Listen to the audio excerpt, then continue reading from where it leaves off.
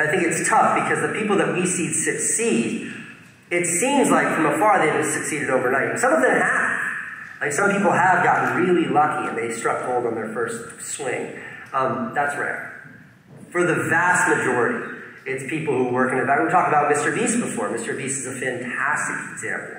I mean, that guy talked into like his old compact PC with like a 480 line resolution webcam because that's all he had for like 7 years, making videos that were terrible before he figured out how to do his things that worked, which is counting to 1,000 on camera or something nonsensical like that. But it worked for him. He did it. He figured it out. So the unsexy advice is that just put your head down and keep going. Don't quit your day job. Don't YOLO this, because it's not going to work. You will fail. And if you're not prepared to fail, then like don't start at all. Instead, like, you know, you keep your job and keep earning that money so you can pursue your passion. And eventually, one will overtake the other if you're doing it right. But that eventuality, if you're really lucky, it might be a couple of years. If you're not, it might be a decade or so. And if it takes you longer, it takes you longer. You should be prepared to dedicate everything to it. And I think that YouTube and social media has really messed up our perspective on that. There's this expectation that you should be able to explode, this expectation, because the barrier to entry is so low. You don't have to go to NYU film school anymore. You don't have to pay off those student loans. You don't have to have a film camera. You don't have to get into Sundance. You don't have to do any of that. You don't need an agent.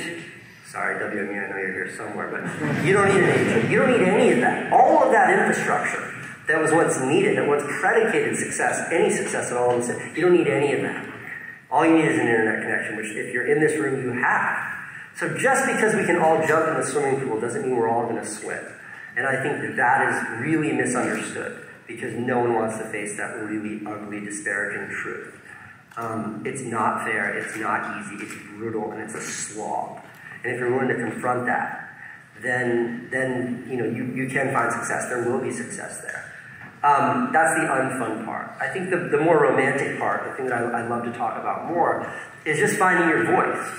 And that sounds like such a platitude or something you might read on a calendar with like a little kitten hanging off of a branch. But the truth is, it's like, if you're looking to others being like, that's what I want to do, you're not going to do as good as them.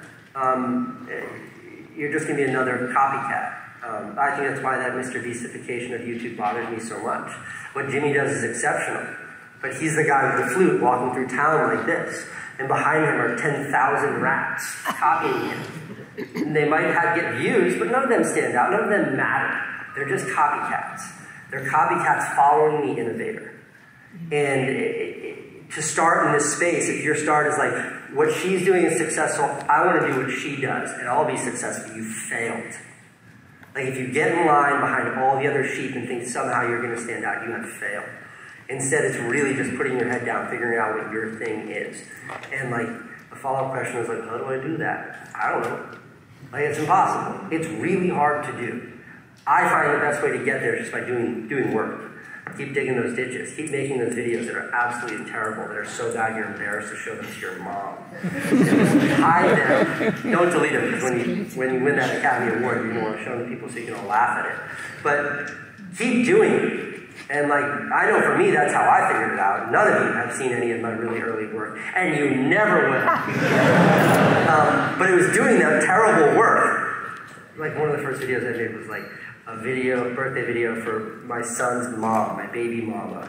It was like 26 minutes long, and it used the entire soundtrack from Pulp Fiction. It was like her blowing out candles with like the same music that was over the scene of the terrible video. But like, that's how you find it. And like, if you want to stand out, it's the only way to succeed, then you have to do something no one else is doing. You have to be novel. And to do what somebody else is doing, the only way you can find that is like, what is it that turns you on? What is it that's exciting to you in pushing that? Following will never, ever, ever, ever get you there.